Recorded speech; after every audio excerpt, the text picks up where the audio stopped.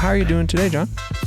I'm doing great. It's Monday. It's going to be a busy Monday. I was out all week for work last week, so back to the grind today. Oh, man. Have you been to...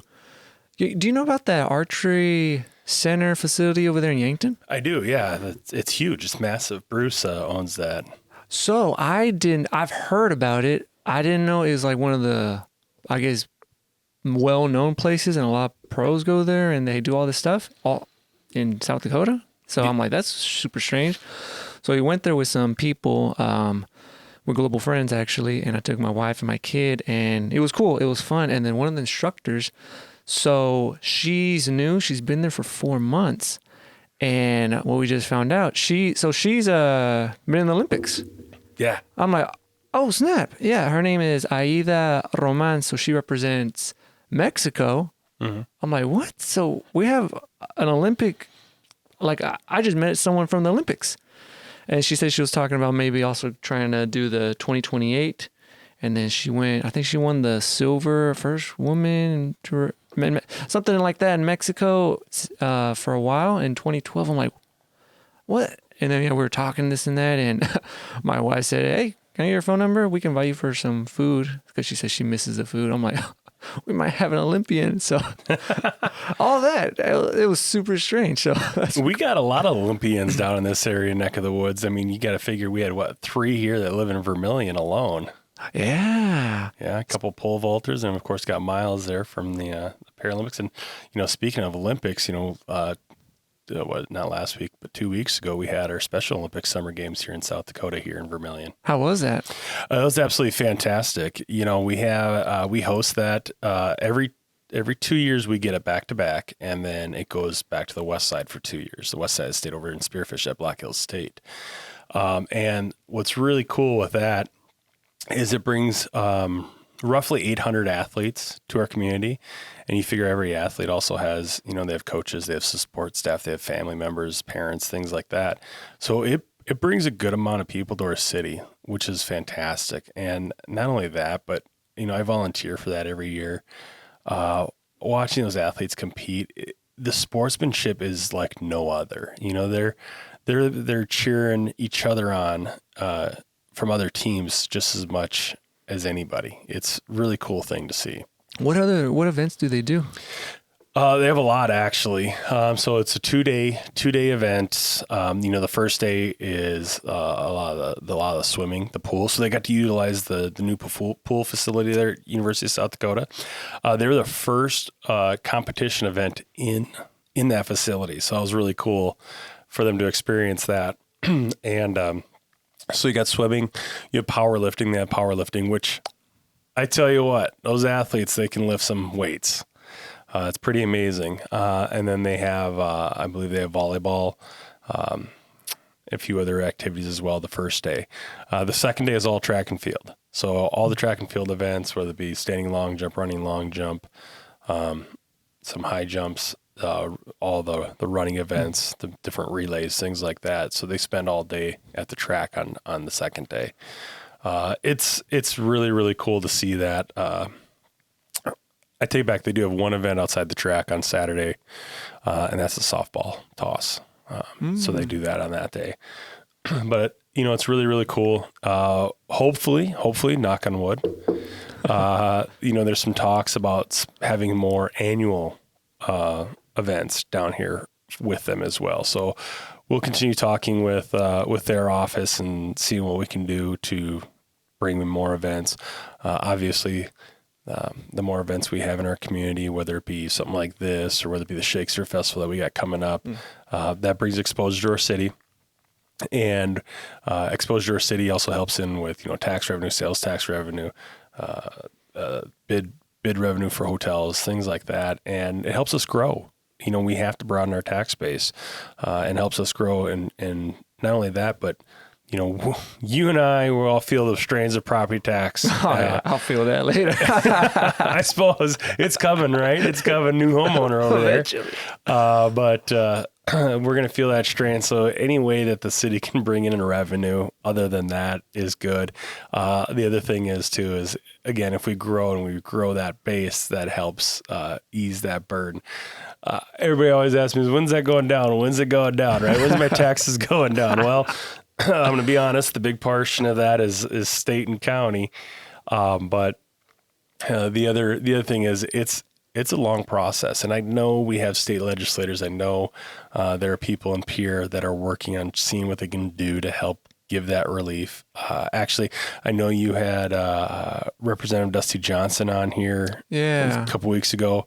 That we had that conversation with him as well. I don't know what on the federal level what he can do, but just having those conversations with those people are really key and really important. So if you are enjoying this and want to be a guest or sponsor, email me at vermillionunplugged@gmail.com.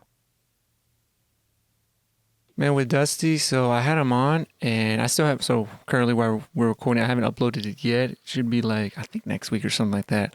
Sure. And it was different, and I can't blame anyone, because I only had 30 minutes. I'm like, oh snap. And I'm not a news reporter. I don't do that stuff. So I don't know if they kind of thought it was something like that. Cause I had some stuff, and in the beginning, like I don't know if it kind of threw them off, cause I was like, hey, are the aliens real? He's like, what? I just threw that out in the beginning. So let's talk about Area 51. Exactly. So I don't know if they were expecting that, because I know he had his representative or secretary right there with them. So probably chief of staff or something like that. Yeah, there you go. So it was kind of different, but then like towards the end we started kind of getting like the more authentic stuff. But time ran out, so I was like, sure.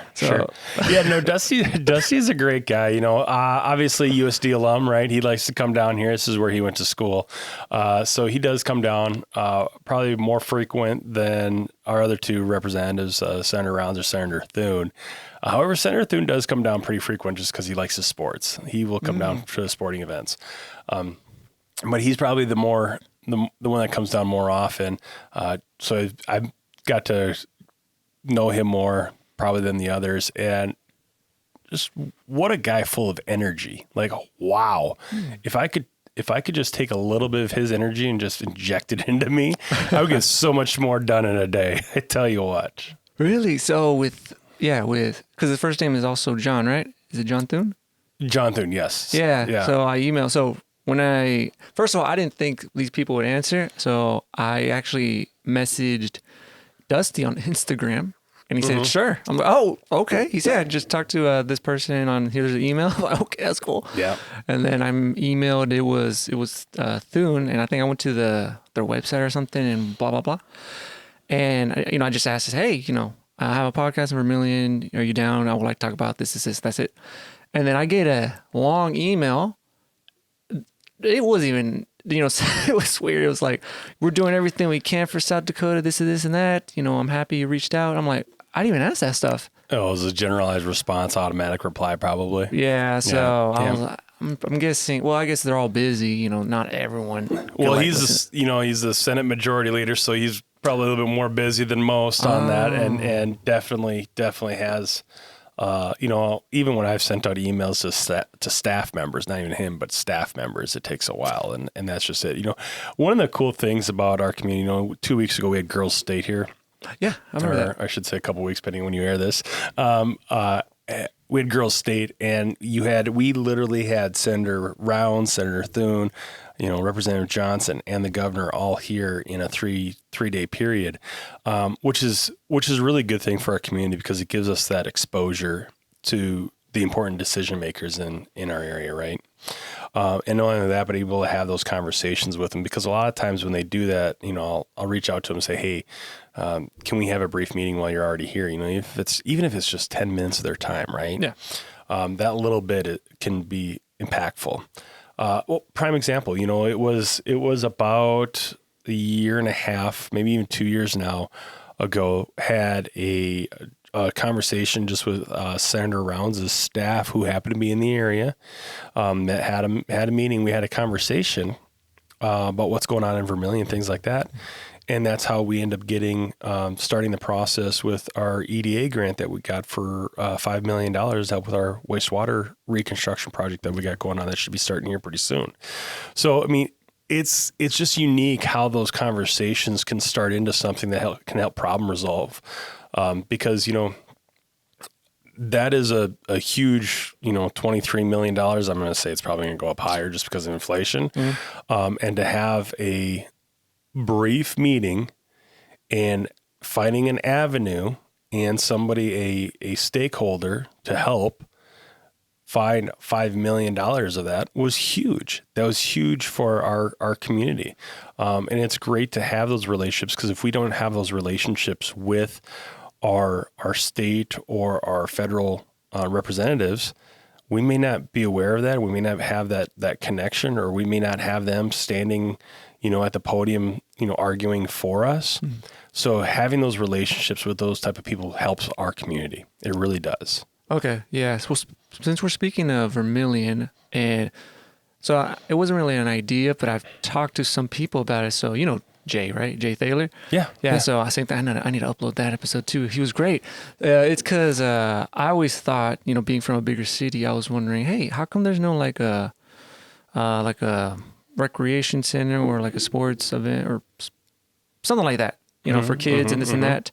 And I was talking, I emailed someone, I talked about it, and it was, I think I emailed, it was Ted Munster about it. Sure. And then he said, hey, there's someone that talked about it. You should talk to, I think he said Matt Fairholm. And then I emailed him that. And then they said, Jay was talking about that. So I had Jay on, and yeah, he said he was talking about something like that. He showed me the PowerPoints and we were discussing about it. The only thing is, everything costs money. Yeah, it does. Everyone wants something, but I think we forget that, hey, this stuff costs money. It ain't free. Yeah, it's not free. Like, we could do a lot of stuff, but same thing, that's why kind of, because if you have something, but how can it generate, like, also revenue to keep it up? Because what's the point of having, like, let's say someone, we built that, like, right now. But if no one goes to it, or we can't keep like people coming, it's just going to stand there, and then it's just a waste, and boom, it's all gone. Yeah, because like prime example, a building, right? Everybody says, "Oh yeah, we build it, and there it is, and we're done." Right? No, there's maintenance costs. We just talked about you being a new homeowner, right? Oh yeah. Right. There's cost to running a house. Yeah. We had a major storm come in last week. There's a lot of homes that got a little bit of damage. So there's a cost to fixing that, right? So whether it's a building, whether it's, we got these new pickleball courts that are coming up, that there's a cost to that. And there's gonna be a cost to maintain those. And not only that, but if it's a facility that needs to be ran and manned, now you have staffing costs. So there's always cost to something. So it's a game of weighing out, what is good, because things like that, like our park and rec, do they bring in revenue? Not much. They do a little bit, right? Mm-hmm. Like, let's be real. When we talk about things that bring in the revenue, we're looking at the pool and we're looking at the golf course. Yeah. Now, when we look at our budget, the pool and the golf course are the things bringing in revenue when it comes to park and rec. We're just talking park and rec. But they don't bring in enough to make a profit. Actually, many years, they don't make any profit at all. So it becomes a quality of life thing, right? Okay. It becomes a quality of life of, all right, what are we as a community willing to invest in? What are we willing to spend money on to maintain a quality of life? You in your home, you have things that you just spend money on for quality of life, right? Prime example. Everybody's got a subscription to some kind of streaming services, right? Whether it's podcasts like this, whether it's Netflix so you can watch TV and movies, things like that. You're spending money. You're not going to get any return on that other than a quality of life.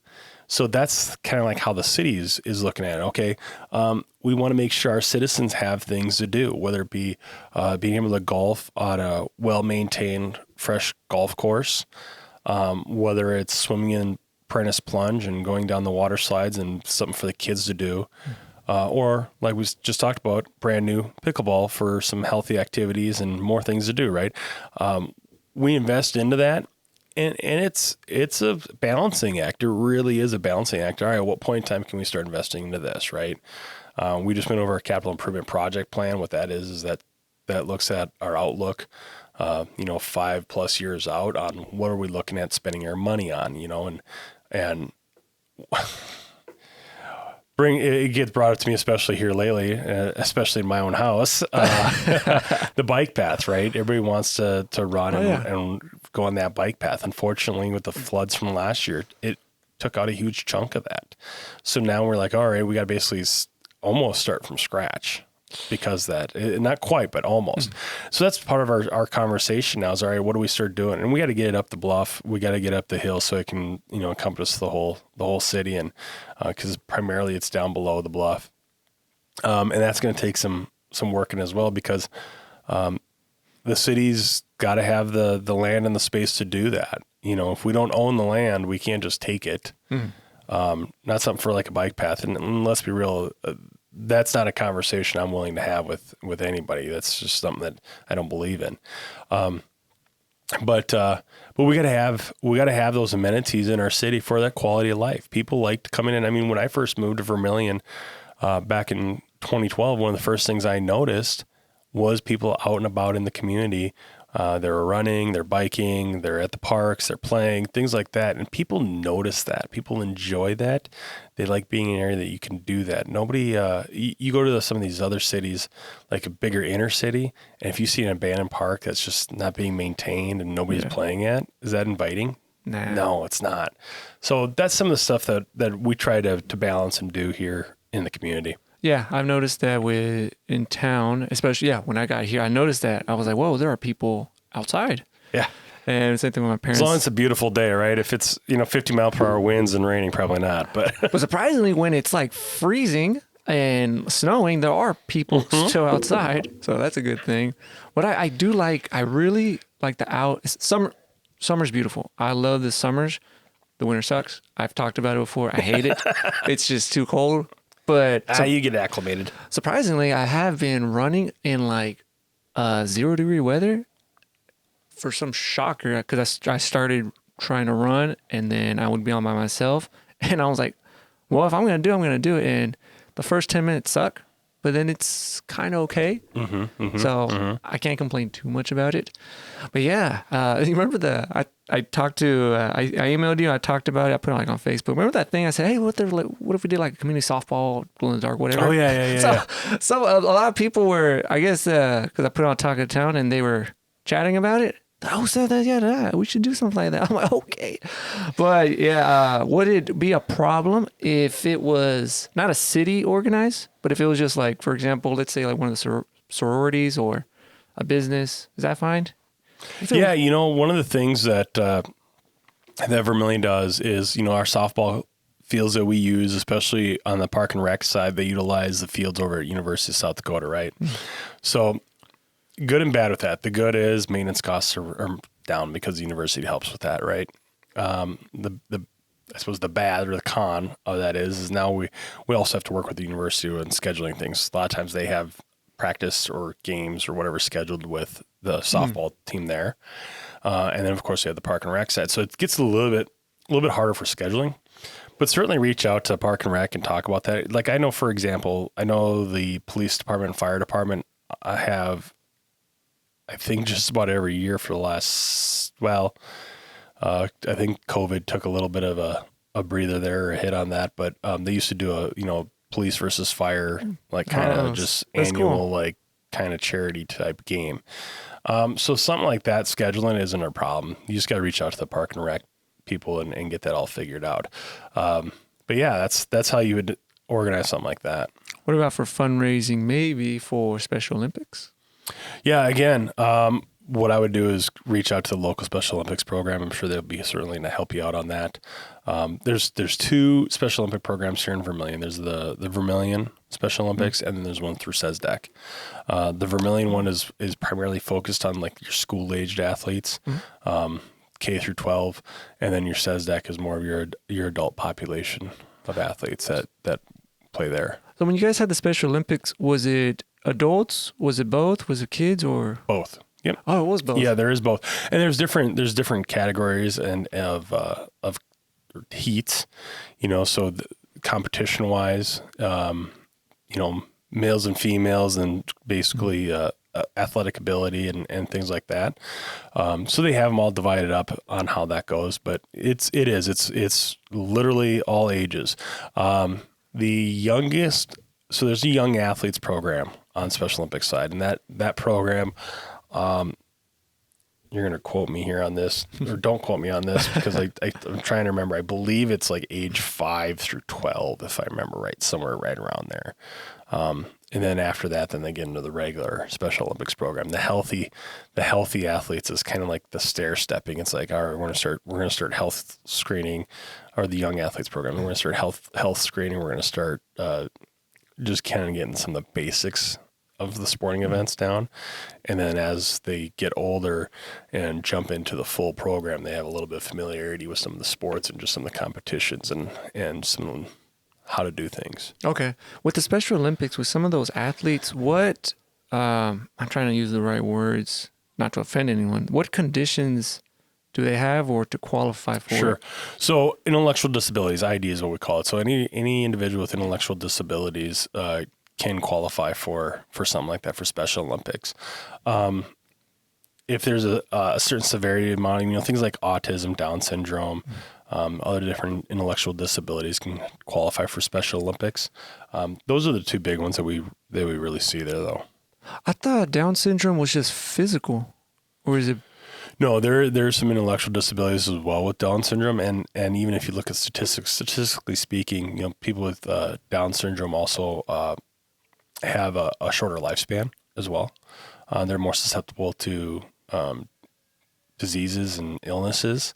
So that's a concern. So that's why Special Olympics also has, like I said, a healthy athletes program where we provide free medical screening. And honestly, that free medical screening, I think, is probably, if not the most important, right next to it, part of the whole program. When in between events, the athletes, say they got a powerlifting and they're doing volleyball. Well, there's a little bit of a gap in between those events. They can go into healthy athletes, check in, and they get a free medical screening. It's like a physical, right? It's like just a physical for you and I, and they check their hearing, they check their dental and all that stuff. And I've literally talked with the athletes. I'm reminded of an athlete I spoke with in California. He was literally saved by it because during that screening, they had found some things they thought were tumors, right? And turned out to be cancerous. And literally because of that healthy athlete screening, they caught the cancer in time and saved his life. If it wasn't for that, it would have prolonged it and probably ended up taking his life. Whoa, okay. Yeah, so it's literally saving lives. Oh, snap. That's cool. It is really, really fantastic. With the athletes that you've talked to, have you noticed, let me see if I can say it. Is there any like misconceptions people have, against like, people that are special? Yeah, 100%. Everybody, I shouldn't say everybody. A lot of people think those with intellectual disabilities need to be put into homes, right? Or they need to have some kind of caregiver. That's not true. That's not always true. A lot of the athletes are independent. They can work for a living just like you and I, can go to school. The biggest thing is having that routine and that structure. That's a big part of that. And also the other thing is like people with intellectual disabilities a long time before your or my time, they were locked up in facilities, and just because that's what they thought was best at the time. They were locked up in a facility, kind of like a nursing home almost, because that's what they thought was best for the athletes. And only time has shown and shown that no, the athletes, those with intellectual disabilities can function day-to-day living activity just like you and I. Depending on the severity, some need assistance with a caregiver to help with whether it be financial stuff, whether it be help with a couple of daily activities like just a morning routine or an evening routine, things like that. And that's where like programs like SESDAC comes in. But a lot of those with intellectual disabilities, they live a very good life just like you and I.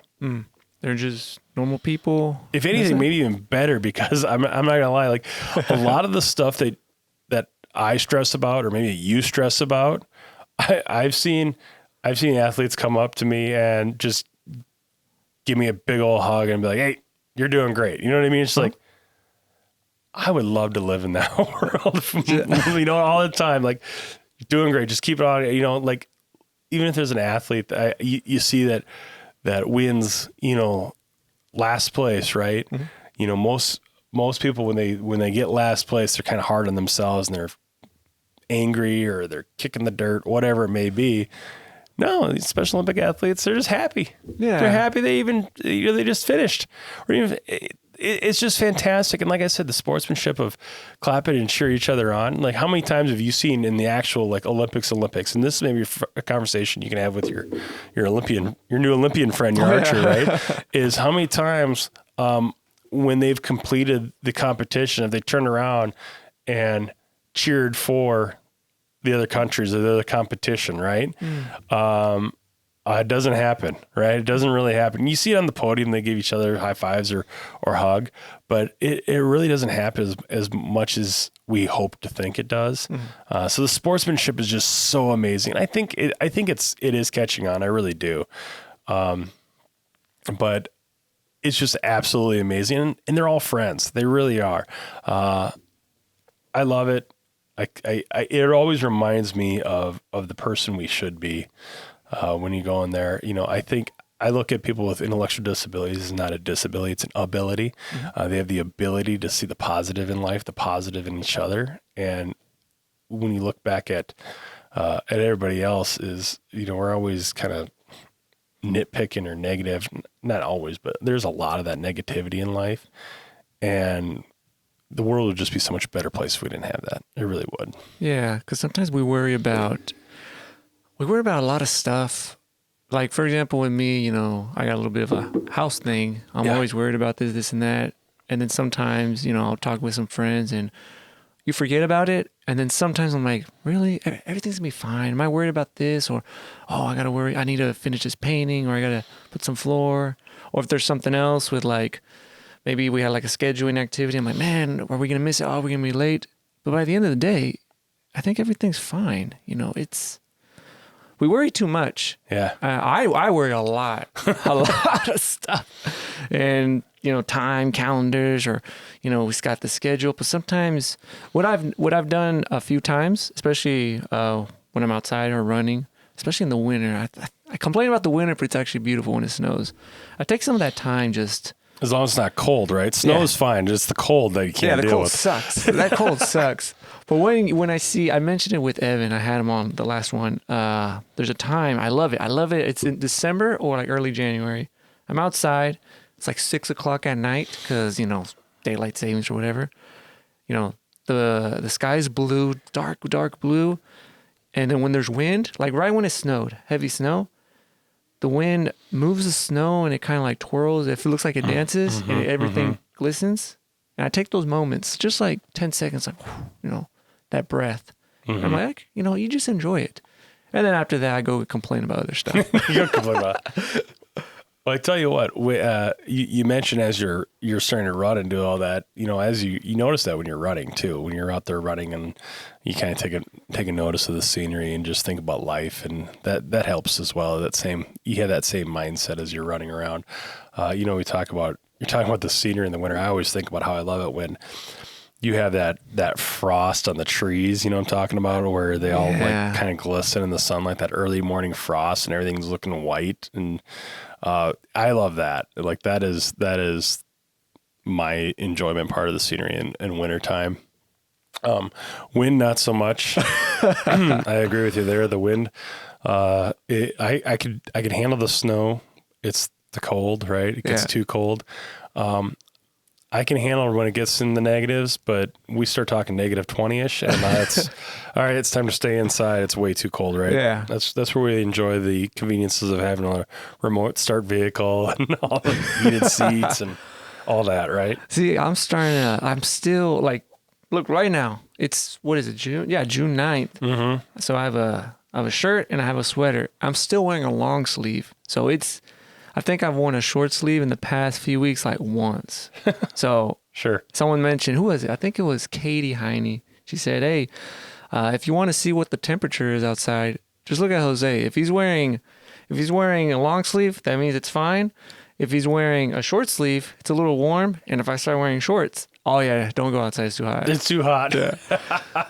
But anyway, Vermillion stuff, being mayor, it's been a few years. Anything new? What's it like? What's going on that you know? Oh yeah, it has been a few years now. I'm just starting year 4 of my 4-year term. So we're coming into the last year here. We've had a lot of things going on, and it's been an adventure. It really has. We've talked about. I feel like a broken record saying it over and over again, but it really amazes me the amount of time that it takes to get something going, right? Like some of the stuff that we're working on, we're not going to even see the benefits years down the road. Prime example, on Monday, this last Monday, we finally signed off everything for the TIF out in Bliss Point. Now, Bliss Point happened 2013-ish. 2014-ish, something like that is when it started working on. I mean, we're looking at 2 mayors ago, right? We're just now seeing that paid off. The cool part about that is that's putting, like roughly $30 million back on the tax rolls or into the tax rolls. That's huge. But it's those steps and thinking out years and years from now where we're going to see the benefits. So on that note, like the Jack Powell edition, that's where the new law enforcement center is going. Oh, yeah. That's going to be some housing in there. We're looking at some good sized multifamily complexes, not only in there, but we're looking at another one also on the east side of town. I literally this morning before I came over here was signing some agreements with a developer there. They have looking at about 118 unit complex for phase 1, and phase 2 is going to be mirrored that with like an amenity type building complex in between. They have that's a Stencil Group. They have one out in Yankton and in Pierre, and they're amazing buildings. And I've gotten a tour of them. I always said when I get kicked out of the house, I think I'm just going to apartment there, honestly. But they're going to have things like, basketball, weightlifting, for amenities. They have their own little mini movie theater in the one in Yankton. What? Yeah, really? For an apartment. It's fantastic. So, I think people are going to want to move in there pretty quick. Yeah. It's going to be pretty awesome. The ones next to Ace Hardware Store? Is it that one? Oh yeah. Then we got those ones next to Ace Hardware. So that's not those ones. We're talking, the one I'm talking about with the movie theater and things like that. That's apartment complex. What they're going to do is on the east side of town, they're going to extend Roosevelt Street. It's going to connect with the Crawfords. So there's that field out there. Right there. Yeah. So kind of like in that area by Cornerstone Church. Yeah. So over there is going to be something. And the ones by Ace Hardware that you mentioned, that's going to be townhomes and condos, all I think primarily to own. They're working on that obviously, but that's gonna give a boost in our residential as well. So we got some great things, and then we already talked about Park and Rec, right? We're adding on 2 parks to the city. One is the Jolly Park that's going to take place on the south side of where Jolly School once was.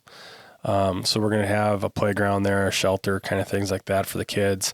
And then also on the Jack Powell edition, we're going to have a larger park there, which is going to consist of some sporting stuff, like either be softball fields or soccer fields or both. Probably a playground, things like that as well, over on the north side of that. So we got some Park and Rec coming, some new parks. Oh, and we're also revitalizing, renovating the JC Park down below the hill. That is right off of like the Broadway 12th Street area there. Yeah. We got some playground equipment that's going to go in there. So, we are investing that quality of life things we talk about, but we're also then bringing up the housing. I talked about multifamily. We got new homes going in that Jack Powell edition, new homes going in that Jolly edition. The Jolly thing is really, really cool. And this is why I say it's really cool. One, that was all school land, right? The school district owned that land. When a school district owns the land, because it's a government entity, they don't pay taxes on it. Okay. City owns it, still no taxes, right? Well, now we're going to start, we clear out the land, we plot it out, we get it all set and ready, and we turn around and we sell the land for private housing. Now we're putting land that once was not ever on the tax roll. It hasn't been for a long time. Back on the tax roll, so that'll help. And then because it's in the historical district and you have historical-esque type homes there's covenances that are going to say, hey, you can build a house here. You got to follow these certain criterias, but basically it's going to have the aesthetic appeal of an older style house, kind of like your bungalows or houses with the garage reset back, things like that, just to kind of conform to the rest of the area. But it's going to be a new building. So a lot of people like that aesthetics, like the appearance of that older style house, kind of like how it sets out with the front porch and all that good stuff. But with older housing, what comes with that? A lot of maintenance costs. Sure. We talked about maintenance costs. So the nice part about it is they're going to have a brand new house. So the maintenance cost should be really minimal. So that's going to be something that's going to be kind of cool to see. And we've had a lot of interest actually on that when they're ready for sale. So hopefully those can get getting built soon. Who gets to buy the plot, like those lots? Anybody who can basically buy it when they come. Okay. The process that we're looking at, we haven't made that final decision on how we're going to sell it. One of the ways we could look at doing like a bidding process, saying, hey, here's all the lots we have, bid on it. And obviously the largest bid gets to buy that plot. The other process is we have, a lot of times we'll do it. And this is what we do with Jack Powell. A lot of times what we'll do is we'll say, all right, we'd like to see this much money. And we just basically go to the Vermillion Area Chamber Development Company, the VCDC, and say, all right, here's what we got. We're going to transfer it all to you. Here's kind of the guidelines, and they turn around, sell, and take care of it. The nice part about doing that is then every time it comes up for conversation, things like that, basically it's kind of like having a realtor. Really, it is to handle all of that. Yeah. So it all depends, and the council will decide on how they want to take care of that. It's not really an issue. I understand the process and it's been fine. I've talked to, there's another, I don't want to say a group of people, but there's some people that I've talked to that are more of the lower income, kind of feel me on that. And, I've mentioned that, hey, there's going to be a bunch of housing because everyone always says, oh, I wish we had housing. I'm like, hey, there's this, the Jolly, Bliss Point, whatever. And then one thing they say, and it's like, no, it's not no one's fault. It's not the city's fault. It's like no one's fault. They say, man, it's just too expensive though. But I'm like, well, they're like, we need affordable housing. But I'm like, but what is affordable? And some of them say, yeah, if we could have it like 100, 120,000. I'm like, but I guess it depends what size. And I don't know. It's a little tricky. Sure. But and then people are like, yeah, we want housing, but I want to own it. Someone's going to buy it. Someone's going to do this and they're going to rent it out. I don't know. I feel like you can never make everyone happy, but it's also tricky because it's also like, right. You want to generate revenue. It's super hard. Hard. Well, yeah. And so these houses that we were looking at, especially like we talk about the Jack Powell, those are supposed to be affordable housing rated, but you're absolutely right. What is affordable housing? What's affordable for me may not be affordable for you or vice versa. Yeah. So what's affordable housing? There are guidelines of what they deem to be affordable. And I'd have to double check and look at that right now. But I mean, we're talking about $300,000 probably range or plus right now is the way they're looking as affordable. You combine that with the interest rates and things like that. It isn't what it used to be for interest rates. You're finding that out. Yeah, I find that out now. Like when I bought my home 4 years ago, pretty good interest rates. And the initial thought was like, hey, I'll buy this, maybe live in it for, 6-7 years and I could flip it, right, and buy a new one. Well, that ain't going to happen with interest rates because even if I flip it, I'm going to be paying just more on interest rates. So you got to buy another house. Right, and then you got to buy another house. So no, that's not going to happen. But like, your conversation, that $100,000 to $120,000 price range, let's be real, on a significant size house, that ain't happening. Like the reality of it is that isn't. Unless you're talking about a major fixer-upper, right? Yeah. Like I can remember, back when I was a small child, my mom bought for our first house for $100,000. That was, in 1984. Okay. And you're talking about a split entry home. I don't know how many square feet that was, but it was just for the two of us, right? And that was $100,000 back then. Well, we're talking 40 years ago now, is that going to happen now? No, let's be real. No, especially if you're looking at new builds. It's just, that's the realistic part of it. So there's two things. One, what is affordable? And then two, what can we do to help people get into those homes? Yeah. We have a housing authority program that works really well here in Vermillion. They really do a good job of finding housing for people. And that may not always be owning, it may be renting. This house I live in right now, first house I ever bought. Plain and simple. It took me a while, to living in rented space and saving and getting my finances where they needed to be before I made that leap into owning. Yeah. That comes with time. I don't think, back in the days of our parents or even our grandparents, the cost of living has gotten so high. And you're absolutely right. Is that something me as mayor or city council can fix? No, we can't. Let's be real. That's probably not even something anybody at the state level can fix or even the federals. Nah. It is so complex. What my grandparents, they used to live on grandpa's income. My grandfather was the only one working. Grandma was at home and took care of the family and took care of all that. For that to happen nowadays, there's going to have to be a major income into the household. And that's just the way things are.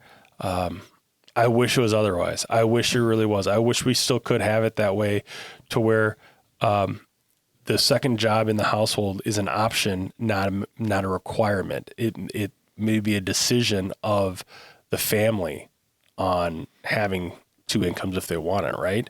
Not saying that somebody needs to stay in home, because no, that may work for somebody, but it doesn't work for others. You know what I mean? Like, prime example, say my wife said that, hey, I made enough money, John, you don't have to work. I'm still going to work because sitting in that house is going to drive me nuts, right? Absolutely drive me nuts. Some people it doesn't. So it really, it's up to everybody's own discretion. The sad part is when we get to a place where we just don't have that option, right? And unfortunately, that's this day of living, is we are in that where a lot of people, just to make ends meet, need to have two incomes coming into the household. Yep. And that's, how do you fix that? Well, when you figure that, answer that question out, I tell you what, you got my vote. Yeah. I'm going to tell you really, really quick. So this, and I'll tell, so, the house stuff. So, we're about to move in, hopefully. It's actually our first house. And so this is through the process, it was super strange. So before, we've been renting, and then we heard about something called the South Dakota Governor's House program. Yeah. So I looked into it a lot, what was it, like 2 or 3 years ago? And I checked it, and yeah, it says, it looks great. I'm like, okay, you have to qualify this, if you have a household of 60 something thousand. Yeah, the only thing you need is land. I'm like, well, I don't have land. I don't have enough for that. So then later on, Myra worked at the university. Our income increased. Oh, snap. Sorry about that. You don't qualify because now the income's too high. Like, income's too high. Okay, well, that's strange. Like, who's going to afford that, though? So I'm like, whatever. Then, we found something, and then the process to get like a loan, especially a construction loan, I didn't know you have to have credit. So when me and Myra, we always pay just cash. Sure. Like, there's no student loan debt. I own my truck. We always buy cash or pay everything with cash. And they're like, and it's not the bank's fault. If people want to know our bank right now that's working with, it's First Dakota National, and Adam Chandler, he's great. He's amazing. He's awesome. There's your plug for your sponsorship right there. Okay. Yeah, Farron, if you guys are listening, throwing it out there. But so lower that interest rate by a point right there. Yeah. So with the loan stuff, you need credit. So I have to borrow money? And they're like, yeah, you have to get a credit card first. I'm like, okay, to what? To show that you could pay it. To show you can pay it, I'm like, what kind? What do I do? Like, yeah, pay some gas or groceries. I'm like, really? That's going to, just me paying like a few months will determine if I can afford this. Okay. And even if I have a huge 20% down payment, they're like, yeah, you still need, okay. So I applied for a credit card at Wells Fargo, my other bank, just a basic one. They denied me. Why? Because you don't have enough credit. Well, what do I got to do? Well, you gotta apply for a card. But I just did. Yeah. Well, that makes no sense. And then for some reason, Myra got one, and then I became authorized user, and it worked out. So we got credit. I'm like, okay. Then I said, everything's good. Well, hey, I saw this first time home buyer, whatever, for like low interest rate. Do we qualify for that? No. I'm like, why? Because, well, first of all, you gave enough on the down payment. I'm like, okay. And and it's for people that technically can't afford a house. Sure. I'm like, wait, what? Wait, so it's for people that need help that can't really afford it, because then they get that PMI. But like, hey, the good thing is you already got equity and you don't have to pay PMI. I'm like, I just want a lower interest rate. So it's a whole super strange thing. It is. And you talk about the credit industry and things like that. It's so complex and confusing. And you know, prime example, if you're late on a payment, life happens, you're late on a payment, it's going to dock you so many points. But it's going to take you, 10 payments on time just to make up a point of that, right? It's just so weird on how all that works. And, do I think the system is flawed? 100%. And how that gets fixed and adjusted, who knows? It's so like, there are actuaries that go into that and figure out the whole numbers, which is not me, and it's definitely confusing because, you're trying to do what's best for you, what's best for your family. You think you're being responsible, but you're like, oh, no, sorry, that doesn't apply here because of this regulation here, right? Yeah. And it's just like, so situations like that, sometimes, I think whenever this stuff was set up, goodwill intended, but probably put too much into it where it's not being as beneficial as once thought it would be, or there's too many regulations, or there's too many requirements and things like that.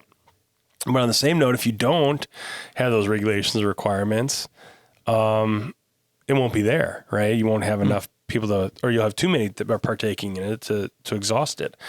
So there's a happy medium somewhere in there that you got to find and you got to tweak. And that's across everything, whether it be credit, home loans, or just, even day-to-day stuff in city government, right?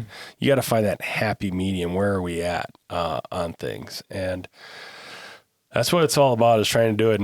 And it's not an easy task. It really isn't. So how, as you as mayor, going to fix this credit card or credit issue? How are you going to fix the country? Next question. There you go. I don't know. It's going to be me. So, since this is your 4th year, do you have plans on rerunning or switching to like another maybe position or a different office, or probably not do anything, or don't know yet? Yeah, it's a really don't know. Obviously, the big thing is City of Vermillion's the mayor positions. They call it a part-time mayor position, right? Whoever sold me that bill of goods, I think, was lying, because it really isn't part-time. It takes a lot of time. And when I say it takes a lot of time just because of having the ability to do things like this, right? Like, having the ability to just be out there among the people, ribbon cuttings, having meetings with, people in City Hall, the city manager, going through the documents, getting prepared for our meetings, setting committees, things like that. It does take a lot of time. Now, being a business owner, I have the flexibility in my own schedule. My current boss yells at me a few times here or there, but he deals with it, right? Yeah. No, just kidding. So I have that flexibility. Would it be something that if, somebody that works a job Monday through Friday, 9 to 5, and they have, a school teacher, right? Is this something that a school teacher could do? I don't know. Probably not, just because of the time commitment, right? The time restraint. You have to focus on what's your full-time job first and foremost, because that's the one that pays the bills, right? Yeah. Being a mayor does not pay my bills whatsoever. It doesn't pay like $200,000? No, absolutely not. That's why they're raising my property. That's right. No, actually, I'll be frank and honest with people. So ballpark, I haven't figured out the exact, I haven't looked at it, see the exact dollar amount, but it's about $13,000 a year is what I get paid for this part-time position. So roughly $1,000, not quite $1,000. No, about $1,000 a month gross. Let's be real. It's gross, right? You got to take out taxes and all that stuff. But, if I was to take that time that I put into it and put it into my own business, you know what I mean? The way I look at it is I'm probably actually losing money just because my business with what I do in business with insurance, things like that, if I'm not putting that effort into my own business, I'm not getting paid. So if I take time away from my personal business to do other stuff and I'm not investing my time into my personal business, I'm not going to get paid accordingly. So my business is very much geared on productivity. Yeah. I have to produce to make an income. So if I'm not putting the time into produce there and I'm putting in other stuff, I'm not making that income. So when I tell people that, they're a little confused. So the way I look at it, I looked at it a little while ago just to see, like, just my curiosity, right, on the hours spent. And you can kind of figure out, all right, hours spent, average, hourly kind of thing. And yeah, it's a loss. It really is. But that's not what I'm here for. I'm not here for the money. Anybody that goes into public service for the money is obviously doing it for the wrong reason, 100%. And that's on any level. I truly believe that. It's sad, in my opinion, it's sad to see some of these bigger federal people have these net worths, what they do, because it's like, how do you, what? Like, so that is, in my opinion, sad. I really think they need to figure that out. And that's why I like this local government stuff. I really do like it because it's not, and let's be real. If my net worth grows crazy because I'm mayor of Vermillion, you guys need to be looking into it. Okay. Let's be real here. Okay. But anyways, so when we talk about, hey, John, what's in store for the next, right? Right now I'm just focused on the now. That time doesn't come until the end of the year where I really got to start looking at that. Because the thing is if I start looking at that now, that's just another problem, or I shouldn't say problem, but it's going to be another issue that's going to weigh in on me as I'm working with other things. So I'm really good at compartmentalizing things like that. So it's like, nope, that's going to go in this box until later. So it just sits there until later. And you're not the only person to ask me about it. And that's just kind of thing. It's like, hey, look, nope, that's over here right now. I'm not even focused on that right now because I got to get through the stuff that we're getting through right now. Okay. What's it like? Actually, no. Before I ask that one, so that Memorial Day service, or at the church with Pastor Sandy, you gave a speech, and honestly, and I'm not saying it because to give me brownie points. I don't benefit for anything. Maybe no. I thought it was a very touching speech. I have a little tiny newsletter, and I wrote a little comment on that, and I was paying attention when you were talking about it, and it was very good. One thing that a lot of people, I never served, and I really appreciate all the people that serve anyone. But I think a lot of, from my eyes before, I never knew, like, hey, the people that go serve or do something for our country, they're sacrificing, and people literally, like, they died. I think you mentioned it was a kid, 19 years old, or someone that threw himself on a grenade. And I was like, oh, kind of a little teardrop on that part. I was like, whoa, snap. All that stuff is touching. Yeah. Yeah, absolutely. And that's just it. The men and women that serve our country, they serve because they love our country, right? And they're willing to sacrifice everything they've got to include their lives. And, it was a big honor for me to speak and to be asked to speak at that address, just because I never saw myself in a position to be able to speak out like that.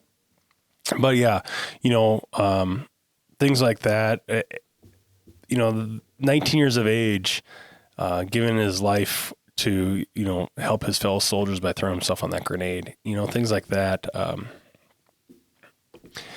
It really does. It speaks to guys like you and I, and that's just one of many stories that are out there. And what's even more impactful is you think about that and you hear that story, then you think about, okay, what'd they leave back home, right? A mom, a dad, a husband or a wife or kids, and that's the kind of stuff you sit there and you think about and you're like, wow, right?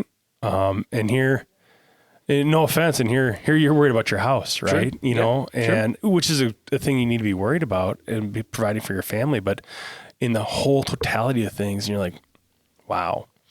And that's just a small tip of the iceberg. And Memorial Day, I've always looked at, Veterans Day is for the living, Memorial Day is for the dead. So Veterans Day is where you thank your veterans, you thank everybody that is currently serving. Memorial Day is the ones that you thank and remember that gave everything for serving. And it's really impactful. Just last week, it was the anniversary of D-Day, right? And so every time during this time of year, whether it's Memorial Day or D-Day, I always try to just remember, and whether it's sitting down and reading about a different event or a soldier or a unit, or, even things like my kids and I, we used to watch Band of Brothers. I don't know if you've ever seen Band of Brothers or not. It's an HBO TV series. There's about 10 episodes. I highly encourage watching. It's 10 or 12 episodes. I can't remember. I think it's 10. But it just talks about Easy Company. It basically brings them from paratrooper school all the way up until the end of the war.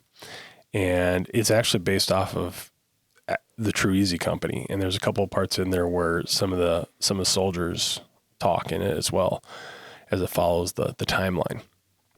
And we would watch that. The kids and I would watch that just kind of as a thing of, and some of it is pretty detailed and gory, with, soldiers dying, getting blown up, things like that. But it was something that my kids were young enough, or old enough, I should say, but they were still young, where I wanted them to learn that this is the true deal. Like, this is what happened. And this is, why we still have the freedoms we have, is because of soldiers like that, and soldiers like, the private first class we talked about at the Memorial Day service. Why we have those freedoms. It's always inspiring, and when those soldiers take that oath, that's a thought process in their head that they could not come home, and they know that when they join the enlisted military. As a matter of fact, it's one of the things that I talk about with my daughter. My daughter is 19 years of age, and she's talking about traveling and wanting to travel the world and go to school and all this. I even told her, I said, well, why don't you look at the military? Her first response is like, Dad, I don't want to die, right? And that's always, the kids always, they think of that first, right? I don't want to go to war, right? And, my initial response is like, hey, sweetheart, I realize that, but you got to remember too, like, those battles are fought a little differently now, for one. But yes, it is still a real issue. And it still could happen, pending what all it is, what all it would entail. But for those young men and women that say, yes, I'm willing to do that, kudos to them, because the reality of it is that is a possibility. And with more and more of parts of the country or parts of the world getting into conflict, it's something that they think about. And God bless them. And I really wish that, they never see battle, because when soldiers see battle, somebody's going to die. Yeah. And that is something you never want. But I always have that respect, and always cherish and value the men and women in the uniform. Yeah, I agree. We're running a little bit out of time. Is there anything or last things or anything you want to give out? It's all yours, the show. Yeah, I just want to say thank you for doing this. I remember coming on here. You were still starting. Yeah, you were just growing, and I've kind of seen your presence on social media more. The podcast coming up. You got a good variety of people coming on. I want to say thank you for doing this. I want to say I think it's great for our exposure. Hopefully it grows more. Right? Let's be real. This is kind of cool, and you never know who you're going to get on here next. So yeah, actually, just a little bit. Your episode was one of the first ones that I think changed a lot of people's mind. Where, because I guess people thought it was just gonna be all just like interviews, but when we were talking about you being a police officer at the reservations, sure, a lot of people are like, I didn't know about him. I didn't know he did that. I thought he did this or this and this. And it showed a lot of people like a different side or like just another thing. And that's when same thing. I got more people on. So fantastic. Yeah. I always, in the beginning after that one, when I asked people, hey, you want to be on? Because I'll ask people and then I'll show them a show. In the beginning it was yours on those emails. Fantastic. I appreciate that. Yeah. You know, it's surprising. A lot of people sit there and go, oh, I didn't know about that about it. And like, yeah, I've you know, I like to think of myself as still young. You know, I'll be 43 here soon. So I am still young compared, but I'm getting up there. Let's be real. Kids call me old, but whatever. But I feel like I've done a lot of things in my life, and it's made me who I am today. Right. I really appreciate everything, you know, literally, had this conversation Saturday, you know, do you have any regrets? And it's like, would you do anything? You know, it's like, the reality is like, even those things that you did wrong made you who you are today. Things you did right made you who you are today. That's part of life. That's part of living. That's part of your experiences. So to change things would change who you are today. And I just don't know if I'd want to do that, you know? And so, thank you for having this. Thank you for having me on.